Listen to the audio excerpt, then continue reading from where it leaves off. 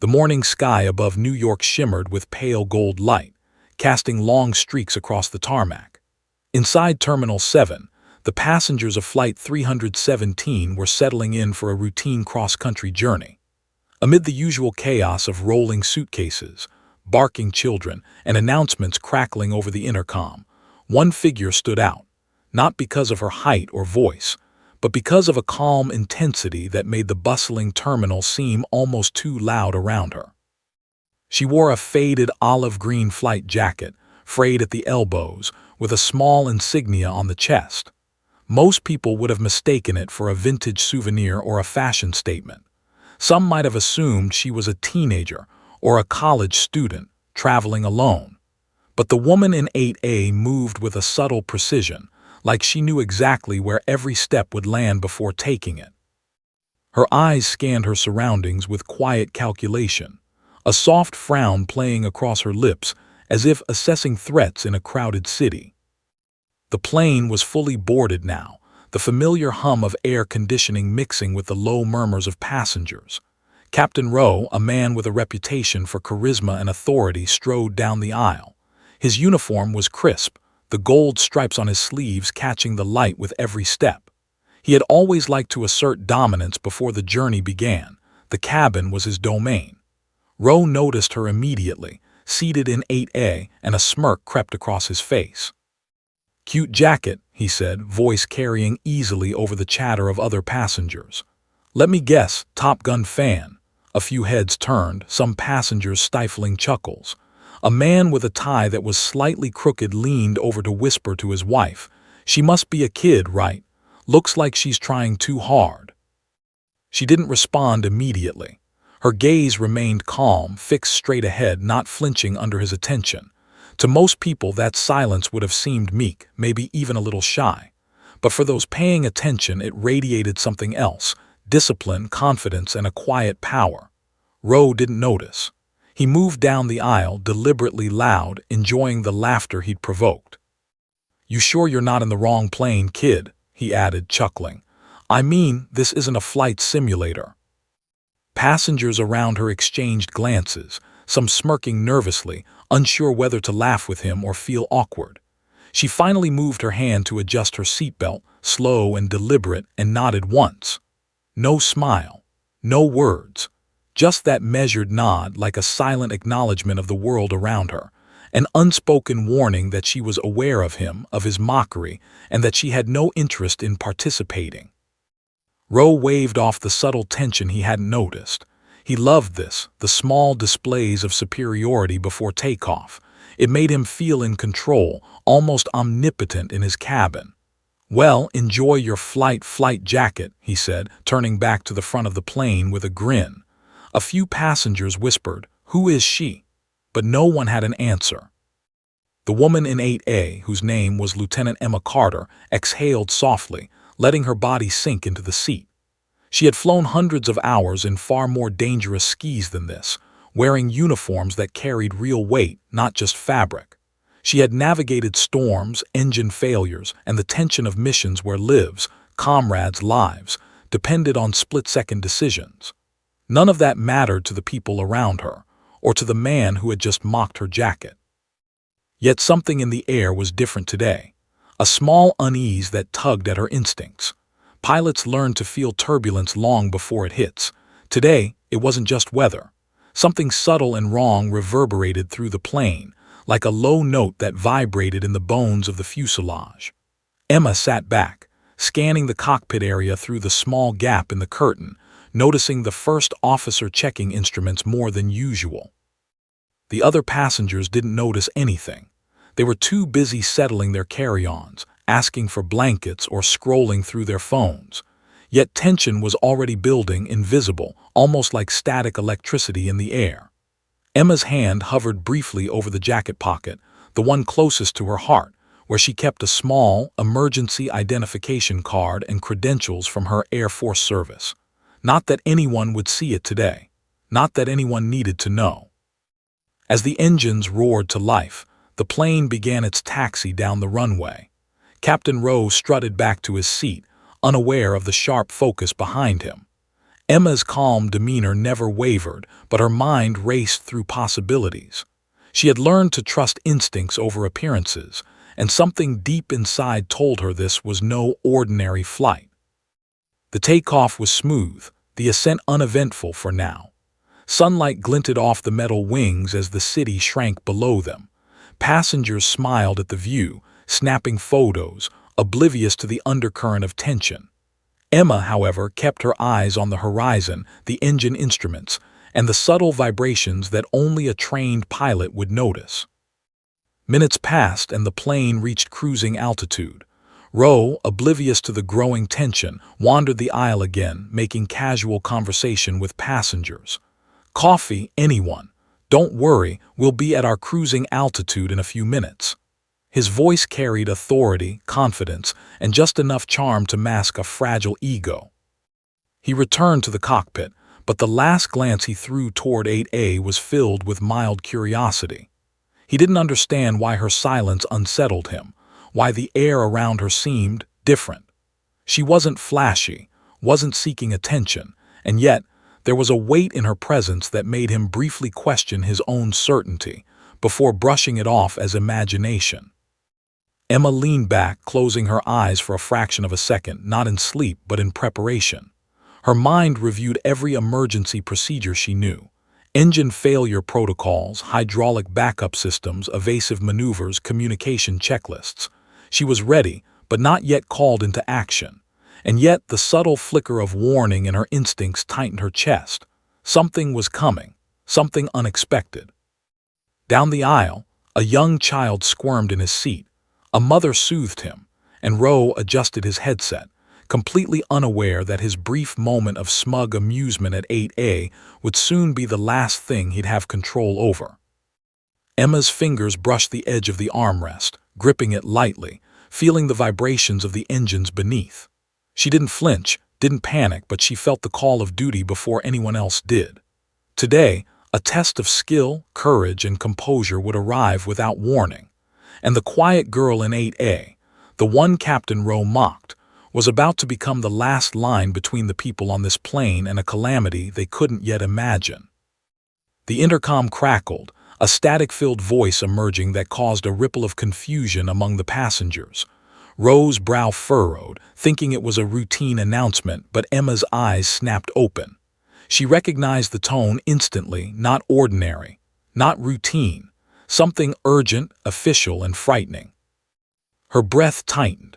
She already knew her life and the lives of everyone in this cabin were about to depend on her. And somewhere deep in the cockpit, Captain Rowe's ego, which had been laughing minutes ago, would soon collide with a truth he could no longer ignore. The intercom crackled again, louder this time, with a voice trembling under stress. "Flight 317. This is the cockpit. We have a serious technical malfunction. If there are any trained military fighter pilots on board, please, we need immediate assistance." The words cut through the cabin like a razor. A stunned silence fell over the passengers. Phones paused mid-scroll. Children froze mid-cry. People's heads turned toward each other, eyes wide with disbelief. The cabin attendants stopped in their tracks, glancing toward the cockpit with urgent, questioning looks. Whispers started, tense and scattered. Did he just ask for a fighter pilot? Most passengers looked around, hoping someone else would volunteer. Some laughed nervously, assuming it was a strange joke. A businessman muttered, "This has to be a drill, right?" But the unease in the room grew, heavier with every second. The engines, once a steady hum, now carried an undercurrent of mechanical anxiety. A subtle vibration traveled through the fuselage, one that only someone trained to feel the plane as an extension of themselves could interpret. In 8A, Emma Carter's eyes narrowed. Her body, which had been relaxed against the seat moments ago, snapped to attention. She exhaled slowly, deliberately, already running through every possibility in her mind. Hydraulics failure, engine stall, navigational computer crash, fuel imbalance. The aircraft might still be flying, but only just. Passengers began scanning the cabin. Men and women shifted uncomfortably, unsure whether to call out, step forward, or stay frozen. The child next to Emma squirmed again, clutching his mother's arm, sensing the tension even if he didn't understand it. The mother whispered reassurances she didn't entirely believe herself. Captain Rowe's face, visible through the cockpit curtain, was pale and taut. His hands gripped the yoke, knuckles white. He had been trained to handle emergencies, but nothing in commercial aviation manuals prepared him for this exact moment. He swallowed hard, forcing his voice over the intercom once more. I repeat, any trained military fighter pilots, or anyone with high-level flight experience, please come forward. Another jolt shook the cabin. Overhead bins rattled, drinks sloshed in cups. The plane tilted slightly to the left, a warning ripple of instability that made several passengers gasp. The first officer's voice, tight with urgency, whispered through the cockpit speaker. We don't have full throttle control. We may lose altitude if we don't stabilize immediately. Emma's hand gripped the armrest, her eyes flicking to the curtain. She could see the captain's tense frame through the small crack. Her training kicked in automatically. The years spent in jet cockpits, in foreign deserts during high-risk missions. She had faced worse. She had handled situations where survival depended on her calm mind and precise actions. She stood. The cabin hushed instantly. A ripple of curiosity and fear passed through the rows of passengers. Who was this quiet woman? Why did her movements carry such authority without a word? Rowe's head turned toward her. His smug expression from the boarding aisle had been replaced by confusion, and now edged with disbelief. You're a pilot?" he asked, voice tight. Emma nodded slowly, holding out her ID. The small credentials confirmed what no one else knew yet. This was not a civilian, not a casual enthusiast, but a trained Air Force fighter pilot. She had flown F-16s in combat, survived engine failures, and led missions where hesitation meant death. "I'm trained. I can help," she said, her tone calm but firm, leaving no room for argument. A flight attendant stepped forward hesitantly. "Are you sure? I mean the captain will." "I don't need permission," Emma interrupted softly but with authority, her gaze locked on the cockpit curtain. She moved swiftly down the aisle, the cabin crowding around her unconsciously, making way as though sensing she carried a force far stronger than the metal hull around them. Passengers watched, mouths slightly open as she approached the cockpit. Rowe stepped aside, his ego quietly screaming in disbelief. His voice caught for a fraction of a second as he muttered, We didn't know." Emma ducked into the cockpit, her presence immediately shifting the atmosphere. The alarms blared, the yoke rattled beneath Rowe's hands, and the instruments flickered. She did not hesitate. "What's failing?" she demanded. "Hydraulics," Rowe admitted, his voice cracking. "Throttle control partially lost. Autopilot is unreliable. We don't have full control." Emma leaned forward, eyes scanning the panels, memorizing the instrument layout in seconds. Her mind ran through protocols automatically. "Engage manual override. Stabilize the left aileron. I'll handle descent. You radio ground control continuously. Don't panic. Follow instructions. Slowly, precisely." Rowe hesitated. Pride was a dangerous thing in an emergency. Here, his ego could get people killed. But the urgency in her voice, the confidence, the unmistakable authority of someone who had been where death hovered on a constant leash, broke through his hesitation. He nodded, white-knuckled, and obeyed. Outside, the sky remained deceptively calm. Golden clouds stretched in soft waves, betraying none of the turbulence that would soon hit. Inside, the tension was suffocating. Passengers clutched armrests, whispered prayers, and stared at the cockpit curtain. A man with a phone fumbled nervously, thinking of recording history, but realizing this might be history they'd never survive to share. The plane shuddered again. This time it was more than a ripple. The cabin dipped, throwing drinks from carts, tossing loose papers into the air. A woman screamed softly, clutching her child. The engines growled under the strain, metal whining against stress. Emma adjusted the headset, her mind running calculations faster than the instruments could relay. Fuel distribution looks fine for now. Hydraulics we can compensate manually. Listen carefully. I need throttle inputs in short bursts, minor corrections, nothing sudden. Roe obeyed, his movements hesitant at first, then gradually in sync with her calm, precise instructions. The first officer's eyes widened in disbelief. Here was a civilian plane, now stabilized not by the captain but by the quiet woman who had been mocked barely an hour earlier. The passengers, oblivious to the technical genius playing out just inches away, began to sense something extraordinary. The woman in 8A, the one who had been dismissed and laughed at, was holding a storm at bay, invisible to most, yet palpable in every breath the cabin took. Emma's gaze flicked toward the captain. He was still visibly shaken, pride bruised, ego shattered. For the first time in his career, he realized that authority alone was worthless without skill.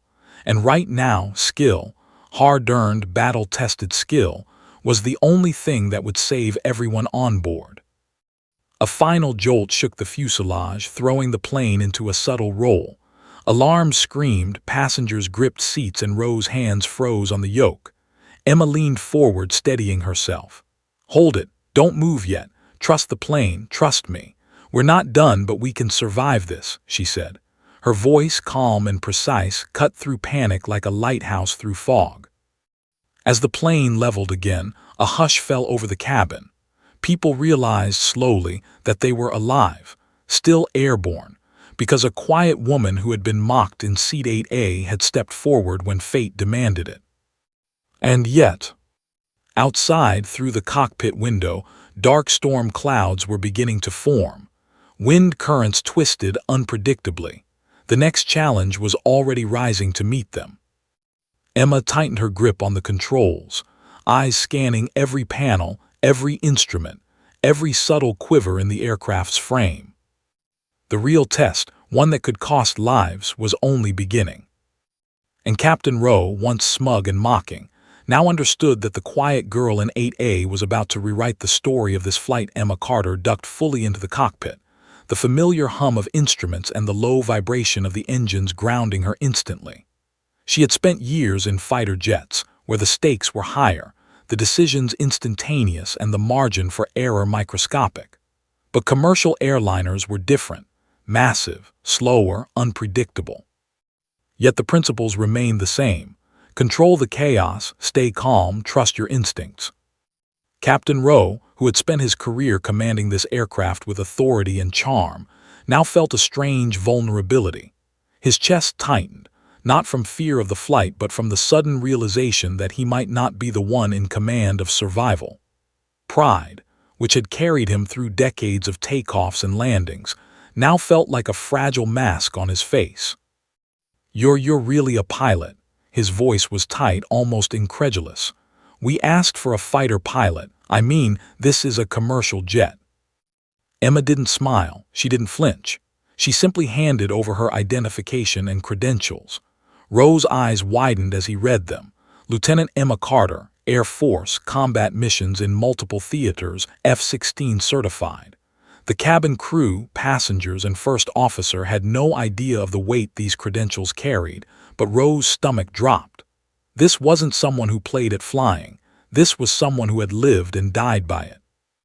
"I can handle the aircraft," she said calmly. "You continue communications with ground control. Full cooperation, no mistakes, understood." Roe hesitated, ego and training clashing violently, but the quiver in his hands betrayed his uncertainty. He nodded. "Understood," he said, voice almost too quiet. The air in the cockpit thickened with tension. Emma quickly assessed the controls. Hydraulics were failing, throttle responsiveness was inconsistent, and autopilot was useless. Each warning light and alarm beeped like a countdown clock. "Throttle in short bursts," she instructed, her hands moving with fluid precision over the yoke. "Minimal adjustments. We cannot afford abrupt movements." The first officer, usually confident and composed, watched in silent awe. He had been trained for emergencies, yet he'd never witnessed someone take command with such unshakable certainty. "Lieutenant, do you?" he started, hesitant. Emma didn't need to answer. Her movements spoke louder than words ever could. Down the aisle, passengers began to sense the change in atmosphere. The murmurs died down. Eyes were glued toward the cockpit curtain, the small barrier between panic and control. People felt it instinctively. Someone capable, someone experienced, was now in command. Fear shifted into a fragile hope. The plane shuddered violently, throwing the cabin into chaos. Drinks toppled from carts, a man's laptop slid to the floor, and the lights flickered. Children cried. Mothers tried to comfort them. Passengers clutched seats, jaws tight, breathing shallow. Emma's eyes scanned every instrument, every panel, every subtle vibration. Her mind ran calculations faster than the instruments could relay them. She could feel the plane, the weight, the balance, like an extension of her body. "Steady, keep your inputs light. We're compensating for a failing left aileron," she said. Her voice, calm and precise, cut through the panic like a lighthouse-piercing fog. Rowe obeyed, trembling but careful, feeding throttle increments exactly as instructed. The first officer relayed her orders to the cabin crew. "All passengers, remain seated, buckle up, and stay calm. Follow instructions," he said. Few understood why this voice carried authority. They simply obeyed because they could feel the command behind it, the invisible certainty of someone who had lived under fire and survived. Emma's gaze flicked toward Rowe. For the first time she saw fear in his eyes, not fear of flying but fear of his own inadequacy. He had thought himself indispensable. He had mocked her earlier, dismissed her presence. Now, the reality of his vulnerability was impossible to ignore. "Listen carefully," she said, voice even and unwavering. "We have partial throttle. Autopilot is unreliable. Manual override is our only option. Ground control is attempting to guide us. I will need you to follow every instruction precisely. No improvisation. Do you understand?" Rowe nodded, swallowing hard. He realized this flight was no longer about ego or rank. It was about survival.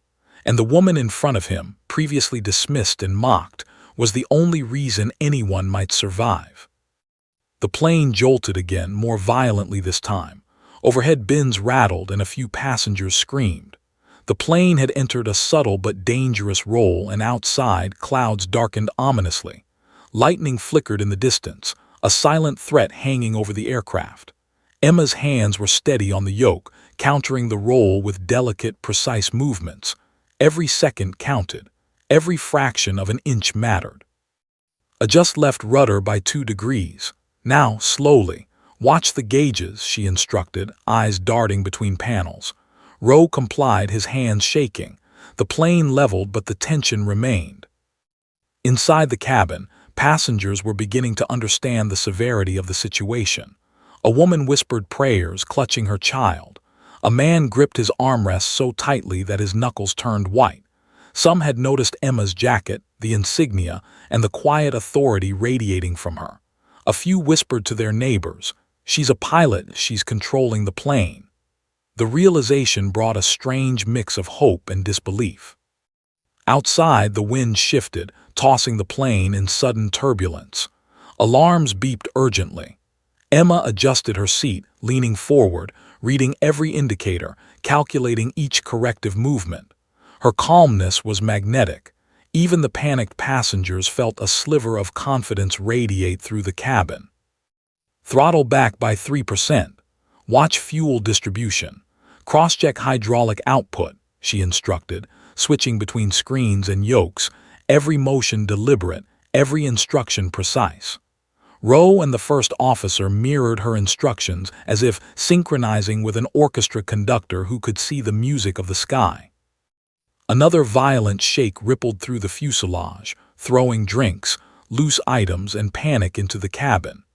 Emma's heart rate rose slightly, but her hands remained steady. This wasn't her first encounter with life or death, and she had learned to keep control, no matter the chaos surrounding her. Passengers stared at her with wide eyes.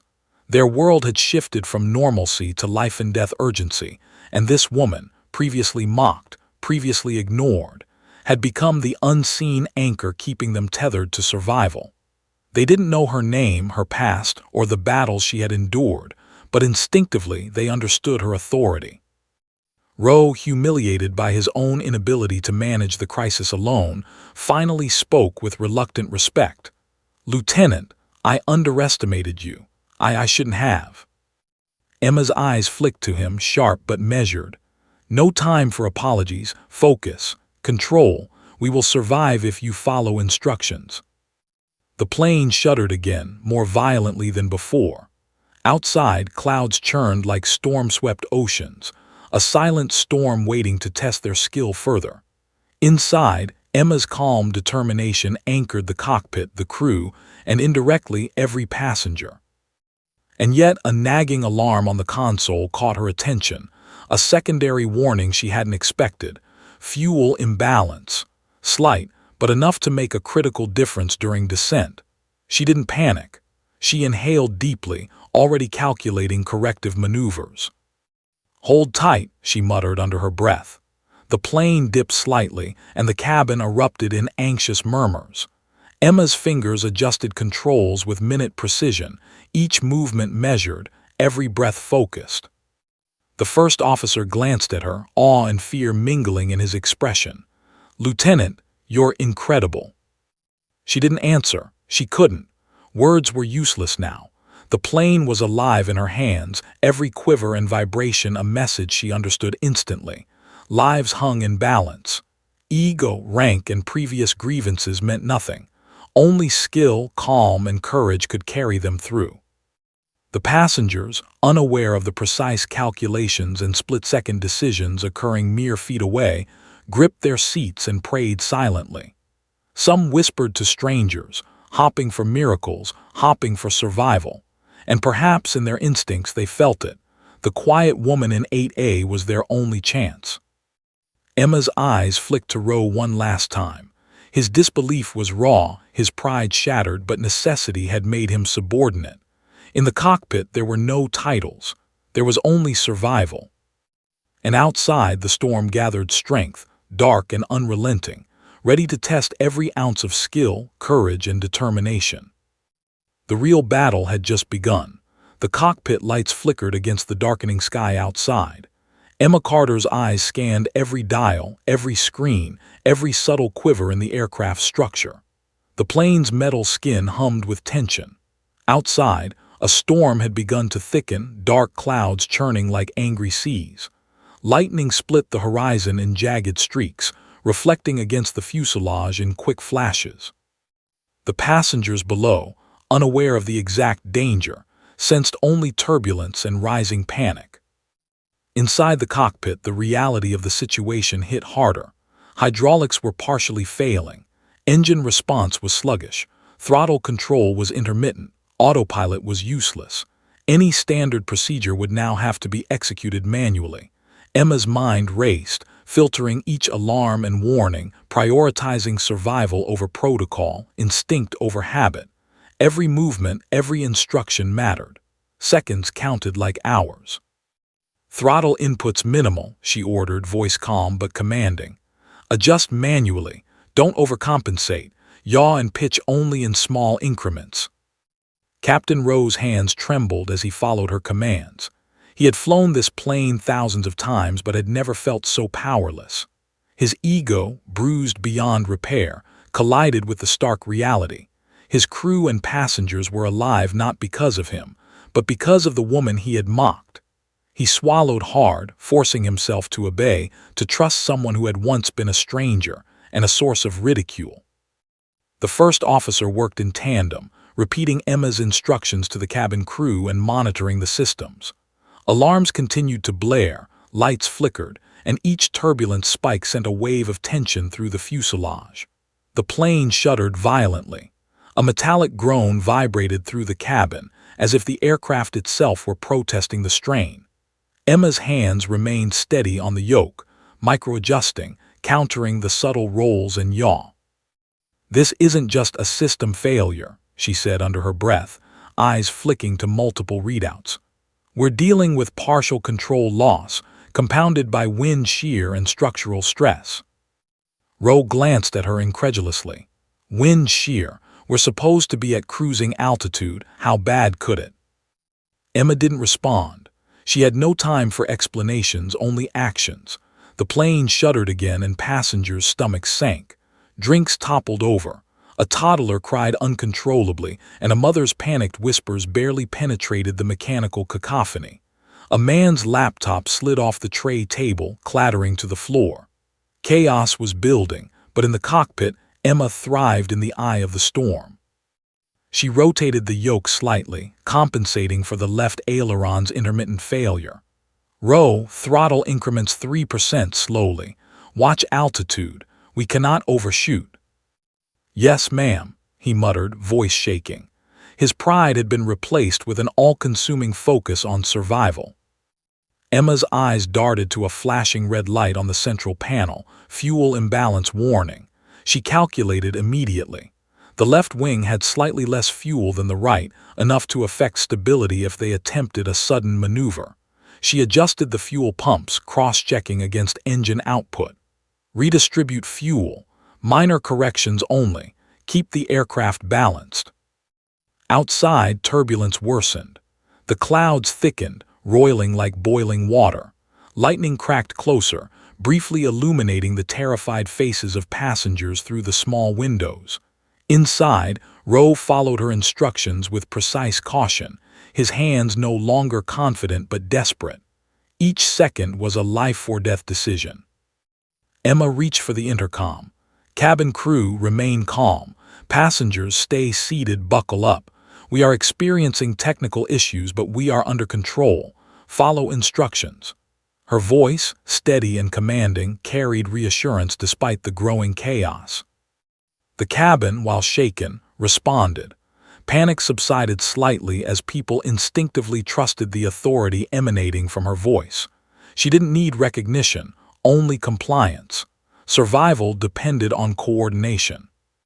Another violent shudder rocked the plane. Instruments flashed warnings simultaneously. Structural integrity check, she barked, scanning. We have stress on the fuselage. Avoid sudden pitch or roll. Keep movements smooth and deliberate. Rowe swallowed hard, following her instructions meticulously. He could feel the entire aircraft resisting, the hydraulics lagging, the engines faltering. Each micro-adjustment felt like threading a needle in a hurricane. The first officer spoke up. Lieutenant, we're losing altitude faster than expected. What's our next move? Emma didn't flinch. Compensate with partial trim. Keep throttle stable. Watch fuel and hydraulics. I'm calculating the glide path manually. Minutes felt like hours. The storm outside intensified. Rain battered the windows with a ferocity that blurred the runway lights in the distance. Turbulence slammed the fuselage intermittently, and the plane tilted dangerously. Emma adjusted her yoke with pinpoint precision, countering every subtle drift, every quiver, every unpredictable pull of the wind. Rowe's respect for her skill was complete now. The smug, mocking pilot who had laughed at her jacket was gone, replaced with a man who knew survival depended on humility and expertise far beyond his own. I underestimated you, he admitted quietly, almost to himself. Emma's eyes flicked toward him, but she didn't answer. She had no time for past grievances. Every alarm, every tremor, every subtle imbalance required focus. She adjusted the throttle again, manually overriding the autopilot. The plane steadied, if only marginally. It wasn't perfect, but it was enough to prevent immediate disaster. Suddenly, the intercom crackled with the ground controller's voice, almost drowned out by alarms. Flight 317, do you copy? Your altitude readings are erratic. Confirm status immediately. Emma grabbed the radio. Control, this is Flight 317. We have partial control failure. Stabilizing manually. We will require a precise landing vector. Advise emergency crews for possible rough landing. The ground controller's voice was tense but cooperative. Acknowledged, Flight 317, vectors incoming. Recommend maximum caution. Strong turbulence in your approach path. Emma released a slow breath and returned her gaze to the instruments. This was the part no simulator could ever replicate. No manual could teach you the delicate dance of physics, wind, failing systems, and human lives all intertwined in one steel frame. And she would need every ounce of experience to make it through. "Ro," she said firmly, "we are not out of danger yet. Prepare for adjustments. No sudden moves. Follow my lead." He nodded, white-knuckled but trusting. For the first time, he realized that authority without skill was meaningless, and that the quiet woman he had mocked was now the sole reason he might walk off this plane alive. The plane shuddered again violently. A bolt of lightning cracked nearby, illuminating the cockpit in blinding white. Instruments flickered. Alarms screamed. The passengers below braced themselves, unaware of the precise calculations occurring just inches above. Emma's fingers danced across the controls, micro-adjusting, compensating, commanding. The storm outside was relentless. Yet in the eye of this chaos she remained the anchor, calm, precise, unyielding. And as the aircraft leveled slightly, stabilizing just enough to prevent immediate catastrophe, a subtle but dangerous realization crossed her mind. The real danger wasn't over. This storm, the failing systems, the wind shear, it was just the beginning. The plane survived the first wave, but the next would be worse. Emma Carter, the quiet woman in 8A who had been mocked barely an hour ago, now carried the lives of everyone on board on her shoulders. And outside, the storm waited for its next move. The plane had survived the first wave of turbulence, but the storm outside was growing more menacing by the second. Rain lashed against the windows, turning the sky into a blur of gray and black. Lightning forked through the clouds, illuminating the cabin in fleeting flashes. Each strike drew gasps from the passengers, who clutched armrests and each other in terrified silence. But in the cockpit, Emma Carter moved with the quiet precision of someone who had stared death in the face more times than most could imagine. Her hands, steady as a surgeon, danced across the controls. Each micro-adjustment corrected the plane's roll, yaw, and pitch with surgical accuracy. She checked the hydraulics, confirmed the throttle input, and monitored fuel distribution. Every flicker of a warning light or a quiver in the fuselage was a note in a symphony she knew how to conduct. The first officer, usually calm and composed, was now wide-eyed and tense. He leaned closer to the instruments, almost afraid to breathe. "Lieutenant, you're incredible," he said in a hushed tone. Emma didn't respond. There was no time for praise. Lives depended on focus, on calm, on absolute precision. Meanwhile, in the cabin, whispers began to spread. Passengers noticed the shift in the atmosphere. The terror that had paralyzed them earlier was being replaced by a cautious hope. Flight attendants moved more confidently, guided by Emma's calm, authoritative instructions relayed through the first officer. People began to realize that the quiet woman in 8A, the one previously dismissed and mocked, was orchestrating their survival. Emma's mind briefly flickered back to the jacket she wore, frayed at the elbows, faded from years of wear. It wasn't a costume, a fashion statement, or a souvenir. Each patch, each insignia was a record of missions completed, lives saved, and sacrifices endured. She had flown through deserts, oceans, and skis filled with fire. She had lost friends, witnessed chaos, and yet survived. That jacket was a map of her life, one she had never felt the need to explain to anyone. Until now. A sudden jolt shook the aircraft, sharper than before. Ro's hands tightened on the yoke, his knuckles white. "We're still stable," he muttered, though his voice betrayed his fear. Emma's eyes scanned the instruments. The hydraulics were holding, but the partial control loss made every turbulence spike dangerous. "Prepare for wind shear ahead," she warned, voice calm but commanding. "I need manual adjustments from both of you, every movement precise.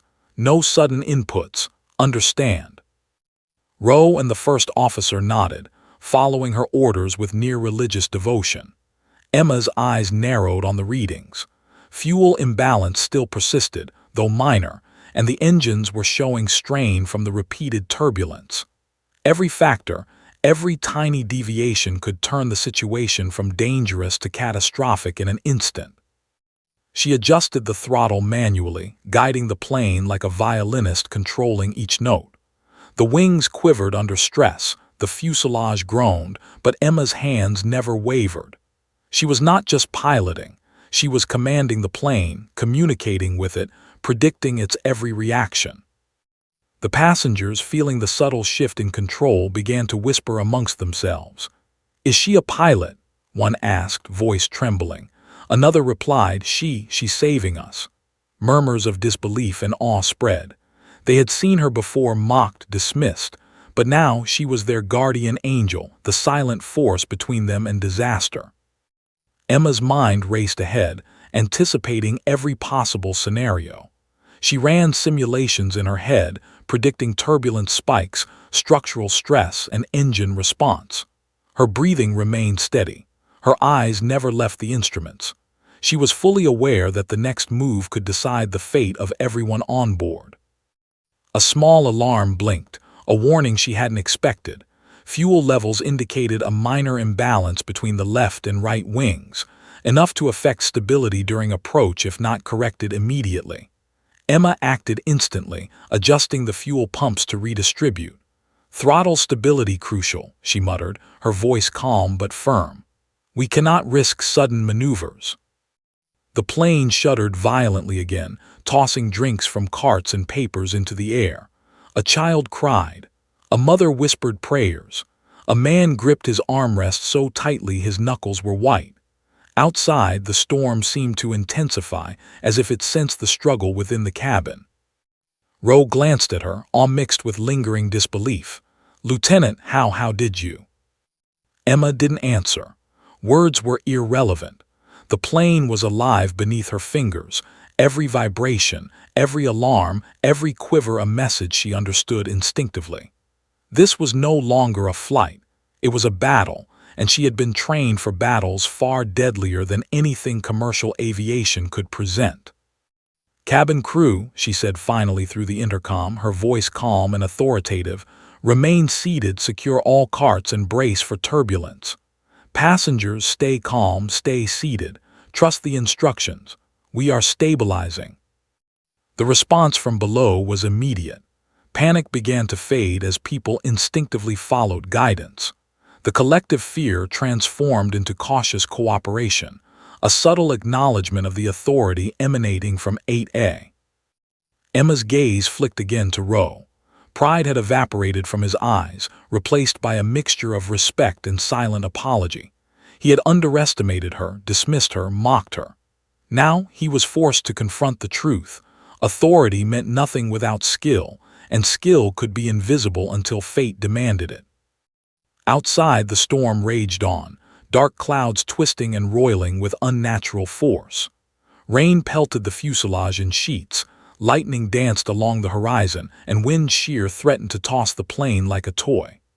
Emma's hands were steady on the yoke, micro-adjusting every movement, compensating for every shift in turbulence, every quiver of the aircraft, every moment of imbalance. A subtle groan came from the wings, a stress warning she had anticipated. "Partial lift loss," she muttered.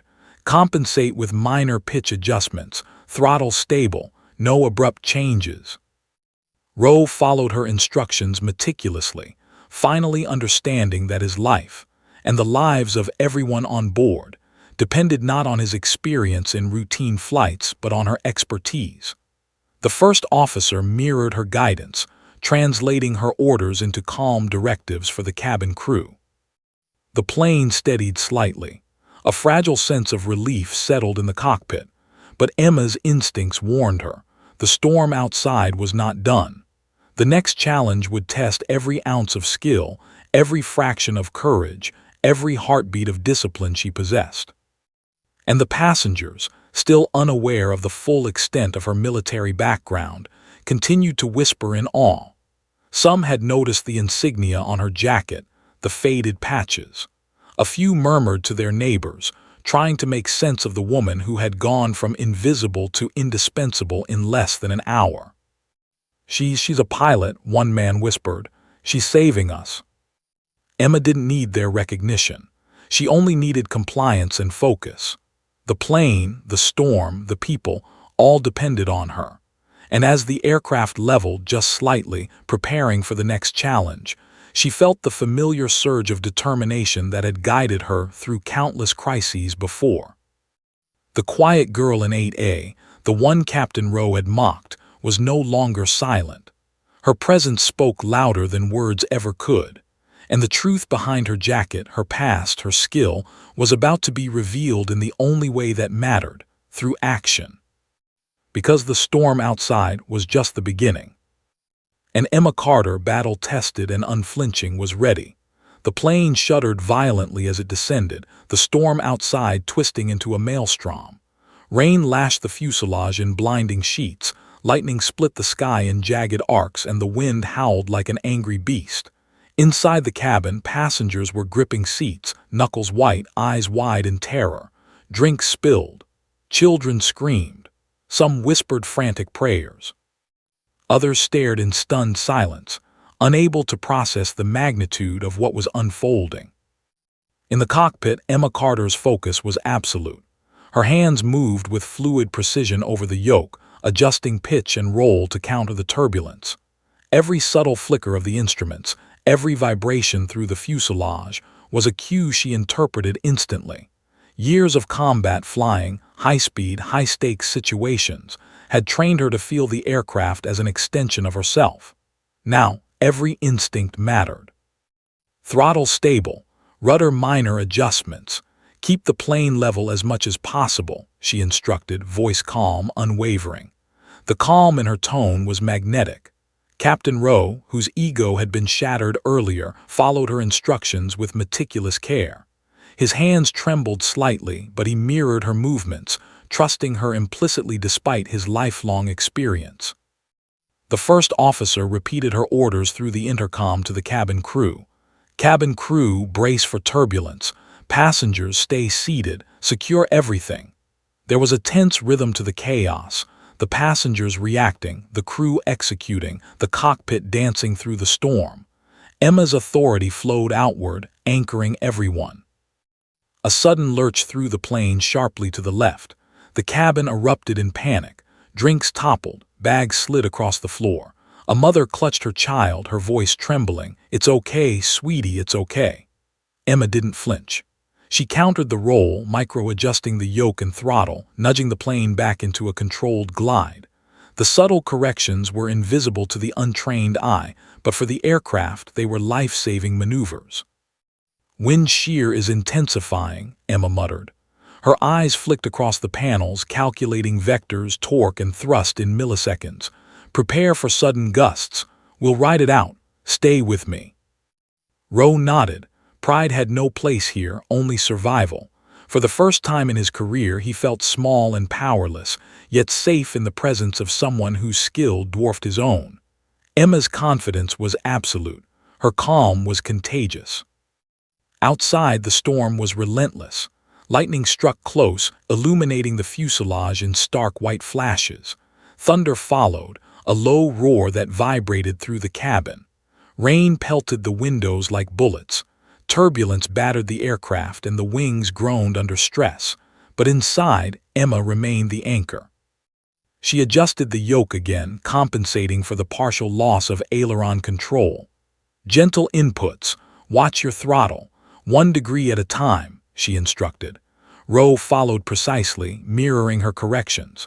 The first officer assisted, monitoring instruments and relaying subtle instructions to the cabin crew. Emma's mind raced through contingencies. Fuel imbalance, hydraulics, wind shear, structural stress. Every factor was a variable in a high-stakes equation.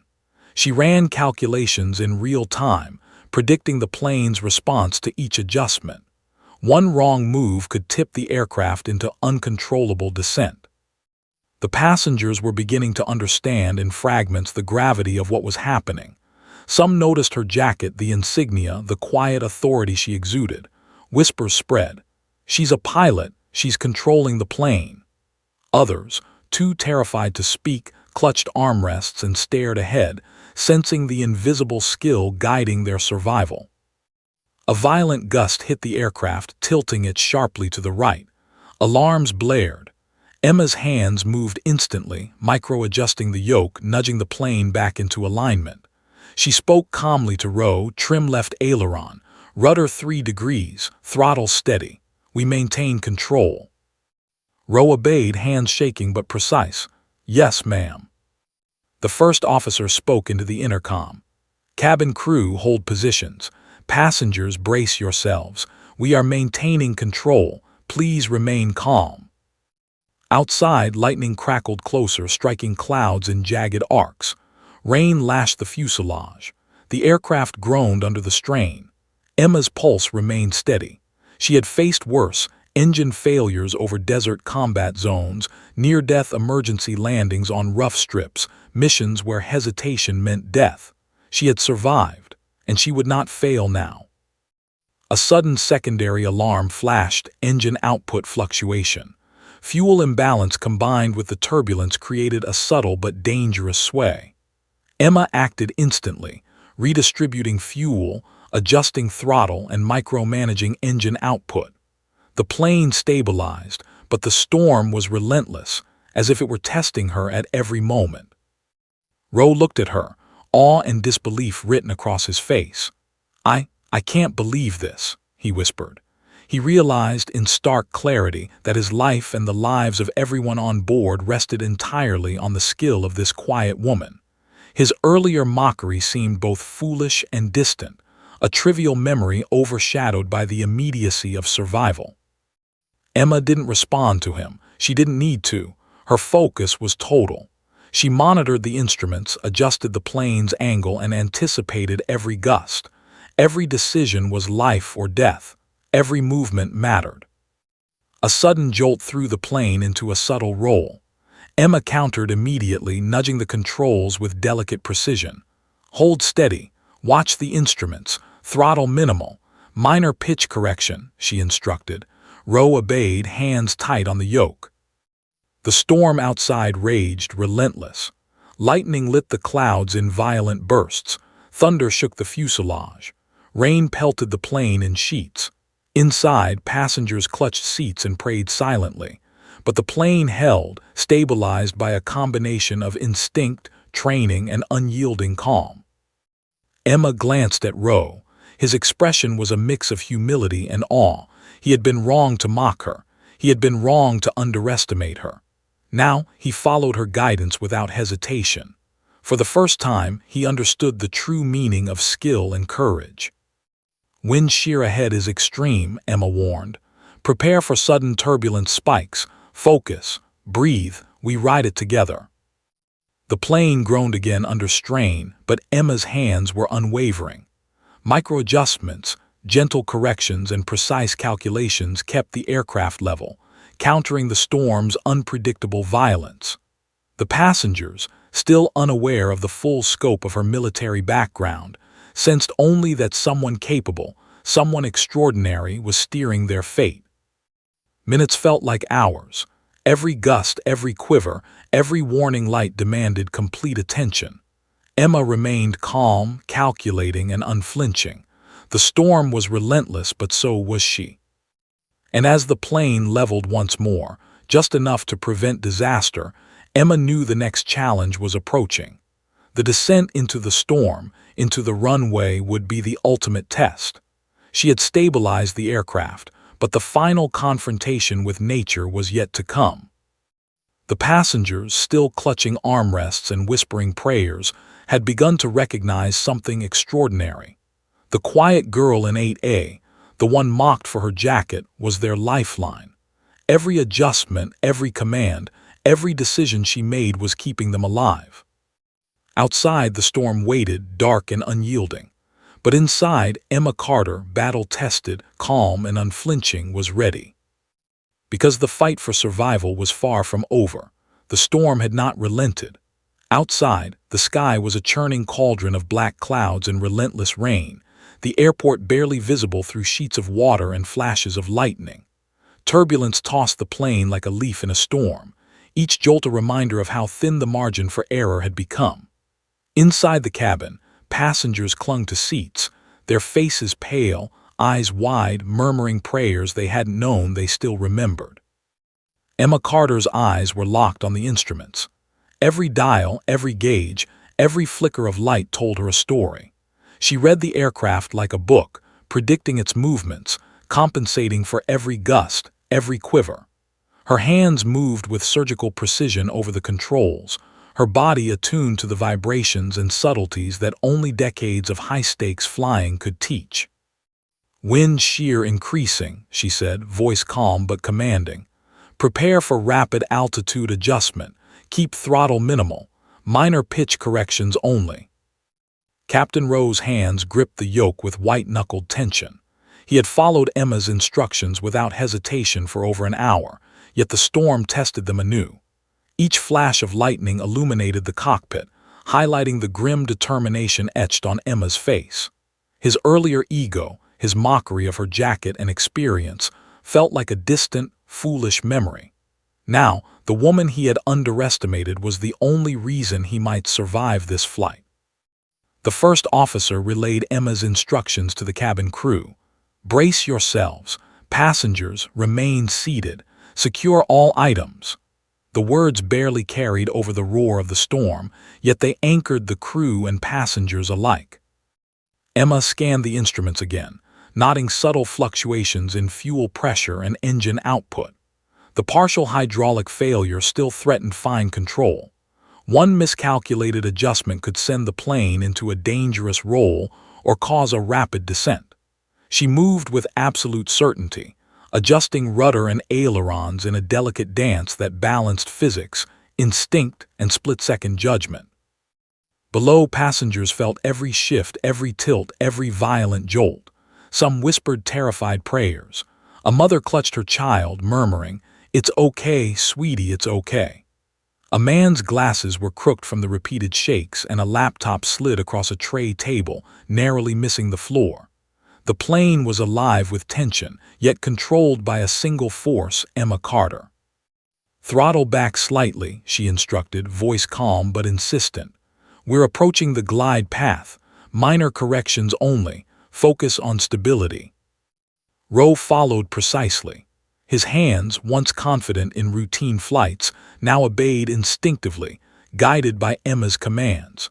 Every micro-adjustment was synchronized with her, a choreography of survival that left no room for error. The storm intensified further. Rain pelted the fuselage in relentless sheets. Lightning flashed so close it illuminated the cabin in stark white. Thunder followed, shaking the aircraft violently. Outside, crosswinds threatened the approach, each gust testing the limits of the plane's balance. Emma's focus narrowed. She was calculating descent angles, compensating for lateral drift, and monitoring fuel levels, all while keeping the passengers as stable and safe as possible. Every command, every subtle movement of the controls was a battle against chaos. "Cabin crew," she said through the intercom, "prepare for potential rough landing. Passengers, stay calm and follow instructions. Brace positions now." The crew obeyed instantly, moving with precision that mirrored the calm authority emanating from Emma.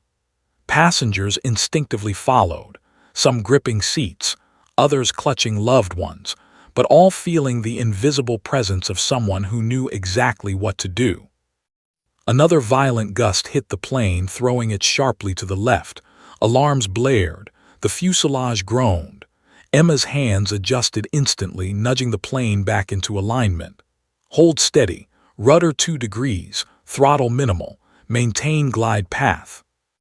Rowe mirrored her movements, voice tight but obedient. "Yes, ma'am." The plane leveled again, but the storm had one more cruel twist. A sudden downdraft pushed the aircraft downward sharply. Passengers gasped, bracing for impact. Emma adjusted instantly, pulling back gently on the yoke while compensating with minor throttle corrections. The aircraft responded under her touch, stabilizing before disaster could strike. The first officer, usually composed and confident, glanced at her in awe. "Lieutenant, you're extraordinary." Emma didn't answer. There was no time. Every second, every movement, every breath mattered. She focused on the approach, the runway barely visible through sheets of rain. The storm tested every ounce of her experience, every fraction of her courage, every heartbeat of discipline she had honed over years of high-stakes flying. The plane tilted slightly as it encountered crosswind. Emma adjusted instantly, micromanaging rudder and aileron to maintain alignment. The passengers felt the subtle corrections and held their breath. Outside, lightning lit the rain-soaked runway in fleeting brilliance. "Steady," she murmured. "Focus, we're almost there." Roe's hands tightened on the yoke, knuckles white. He realized in stark clarity that his survival, and that of everyone on board, depended entirely on Emma's skill. He had mocked her earlier, dismissed her, underestimated her. Now, every ounce of his respect was focused entirely on the woman guiding their lives through a storm that seemed determined to defy physics itself. The plane descended further, engines straining against wind and turbulence. Emma's hands moved with precision, guiding the aircraft through the storm. Every micro-adjustment counted. Every subtle shift could mean the difference between survival and catastrophe. Lightning flashed again, illuminating the cockpit and cabin in stark white. Passengers gasped, gripping armrests, clinging to loved ones. Children cried. Mothers whispered prayers. The storm seemed relentless, as if testing their very will to survive. Emma's eyes flicked to the instruments. Fuel levels were steady, engines responsive, hydraulics stable enough for controlled descent. She had stabilized the plane. Now came the final challenge: landing. "Cabin crew," she said, voice calm and commanding, "brace positions. Passengers, follow instructions. We are about to land." The crew obeyed, moving with precision. Passengers instinctively followed, some holding hands, others gripping armrests, but all trusting the invisible authority emanating from Seat 8A. The plane leveled over the runway.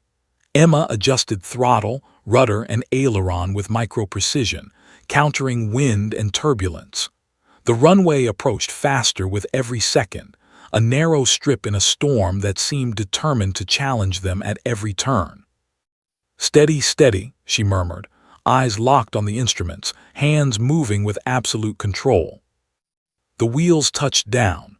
A violent jolt rocked the plane as the tires met the wet tarmac.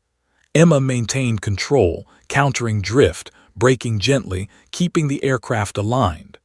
Rain sprayed in sheets behind them, lightning cracked across the sky, and the storm's roar was deafening. The passengers erupted in tentative applause and relieved gasps. Some hugged loved ones. Some whispered prayers of thanks. But Emma remained focused until the plane fully slowed, bringing it safely to a halt. She exhaled slowly, finally allowing herself a brief glance at Roe. His face was pale but filled with awe and gratitude. I can't believe we made it," he muttered. Emma nodded, quietly removing her hands from the controls. "We're not out of danger yet, but we are safe for now." The cabin crew moved to assist passengers. Whispers of admiration began to spread. The quiet girl in 8A, previously mocked and dismissed, had saved them all. Her presence, skill, and calm authority had turned a near disaster into survival. And outside, the storm continued to rage, dark and unyielding. But for now, Emma Carter had triumphed. She had faced chaos, danger, and disbelief, and emerged victorious, her silent strength carrying everyone through the storm. The plane sat on the runway, engines rumbling softly now instead of straining against the storm. Rain continued to fall in sheets, and flashes of lightning illuminated the tarmac, but inside, the crisis had passed. For the first time in over an hour, passengers exhaled collectively, some crying, some laughing nervously, some holding hands and hugging loved ones tightly. Survival had been purchased with skill, courage, and calm determination, and it had been delivered by one woman. Emma Carter leaned back in her seat, her hands resting lightly on the yoke, though the instinct to keep control was still strong. Her eyes scanned the instruments one last time, confirming stability. The adrenaline had yet to fade, but she allowed herself a small moment of relief. She glanced at Captain Rowe. Rowe, pale and shaken, looked at her with a mixture of awe, gratitude, and lingering shame. Pride, which had fueled him for decades, had been shattered, but replaced by something more enduring, respect. I don't know what to say," he muttered, voice cracking. "I mocked you earlier. I didn't believe you." Emma turned toward him, calm but piercing. "What matters is now. We landed safely. Everyone's alive. That's what matters. Words won't change that." Her eyes, however, conveyed something far deeper, a quiet authority that had earned every ounce of respect she had been given, reluctantly or otherwise. The first officer exhaled, shaking his head in disbelief. "I've flown for years, handled turbulence, emergencies. Nothing prepared me for this. The way you controlled the aircraft, it was like watching a master at work." Emma nodded slightly, though she didn't allow herself to be distracted by praise. The storm outside still raged. Pilots and crew alike knew that the aircraft might be stable now, but the aftermath, passenger safety, taxiing, emergency protocols, required continued vigilance. Yet something had shifted. Passengers were no longer silent observers. They had seen courage and skill in action, and it resonated in ways words could never capture. The cabin crew moved through the aisles, checking passengers, securing belongings, and offering calm reassurance. The murmurs and whispers grew louder. Someone said aloud, "Did you see her? She's the pilot, the one who saved us all." A few passengers nodded, others gasped. Some stared at 8A in disbelief. The girl they had dismissed, ignored, or even mocked had become the hero of Flight 317. Outside, emergency vehicles began to line the tarmac. Lights flashed against the stormy sky, a silent acknowledgement that the situation had been critical. Ground crews, trained to respond to emergencies, had seen many crises, but none like this. The word spread quickly through the airport channels. A commercial flight stabilized mid-crisis by a civilian passenger with military training. A fighter pilot, disguised in plain civilian clothing, had guided the aircraft through near-catastrophic turbulence and partial system failures. Passengers began to ask questions. Who is she? Is she really a pilot? She saved us. Whispers traveled quickly through the cabin. Flight attendants explained briefly, careful not to exaggerate, but the truth was extraordinary enough. Emma Carter, the quiet girl in 8A, had flown F-16s in combat, survived engine failures, and mastered emergency scenarios most civilians couldn't even imagine. Rowe, humbled and visibly shaken, finally spoke. "Everyone, you owe your lives to her," he said quietly. "I made a grave mistake in underestimating her. Emma, thank you. I don't know what else to say." Emma allowed herself a small, controlled smile. "We all played a role, but yes, this flight was a test of skill, coordination, and trust. Everyone followed instructions. That made the difference." The passengers' eyes, however, were fixed on her. She had become more than a pilot in their eyes. She had become a legend in real time. Some began to film videos, quietly, cautiously, capturing the woman who had turned fear into survival. Others whispered stories to neighbors, recounting how the girl in 8A had taken control when no one else could. News crews at the airport were already being alerted. By the time the plane had taxied to the gate, word of Emma Carter's heroics had begun to circulate. A passenger whispered into a phone, "You won't believe this. The girl in 8A, she's the reason we're alive." That single message would travel faster than the storm that had battered Flight 317, carried by awe and disbelief. Inside the cabin, Emma gathered her belongings slowly. Her jacket, the faded patches, the insignia, each told a story of missions, sacrifice, and survival. Passengers noticed the jacket now, the weight of experience and history it carried. No longer a trivial detail, it was a symbol of courage, of lives saved, of quiet authority that had eclipsed mockery, ego, and disbelief. Rowe extended a hand. "Lieutenant, I am truly sorry for underestimating you. You saved everyone. I don't know how to express my gratitude." Emma shook his hand firmly. "Focus on your passengers, Captain. That's what matters now." The first officer smiled faintly. "I think I just witnessed a miracle." Outside, the storm began to relent slightly, though clouds still churned above.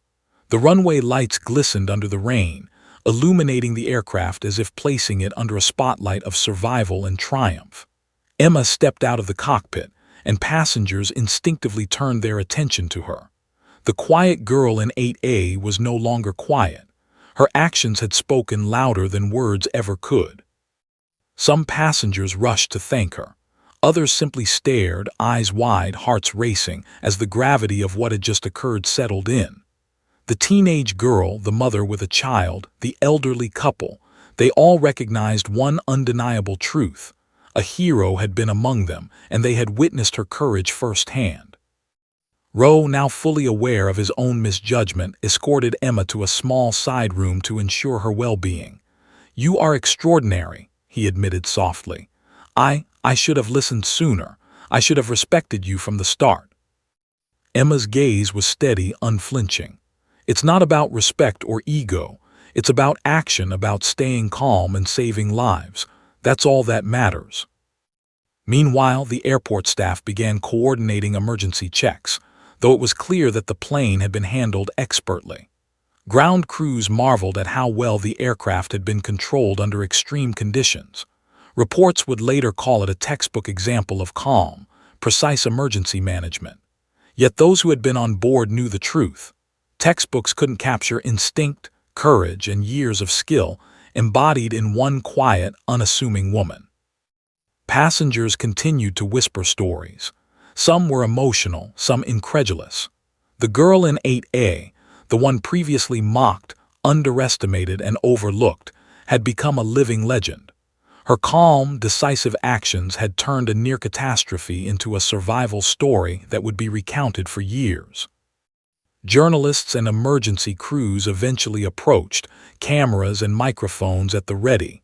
"Lieutenant Carter," one asked, "how did you remain so calm? How did you manage the aircraft under such conditions?" Emma looked at them, calm, precise, unshaken. "Focus, calculation, trust your training, and never let fear dictate your actions." The words, simple yet profound, captured the essence of what had occurred. They would be repeated across news broadcasts, social media, and personal accounts. Emma Carter, the girl in 8A, had become a symbol of courage, skill, and calm in the face of impossible odds. As the passengers disembarked, some reaching out to shake her hand, others simply gazing in silent awe, Emma allowed herself a brief moment of reflection. She had saved 287 lives that day, and yet she didn't seek recognition. She didn't need it. The truth of her actions, calm, decisive, heroic, was evident to everyone who had survived. Captain Rowe approached one last time, voice quieter than before. You turned the impossible into reality. Thank you. I will never underestimate anyone again." Emma nodded. Her jacket, her patches, her quiet presence, everything spoke for itself. She didn't need accolades. Her actions had done that. And as the storm finally began to dissipate, a few hesitant rays of sunlight broke through the clouds, illuminating the aircraft.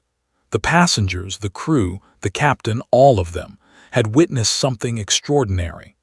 The quiet girl in 8A had changed the story of their lives forever. Emma Carter, once mocked, once dismissed, had become unforgettable. Her heroism was silent, precise, and absolute, and the world in that moment had no choice but to recognize it. The end.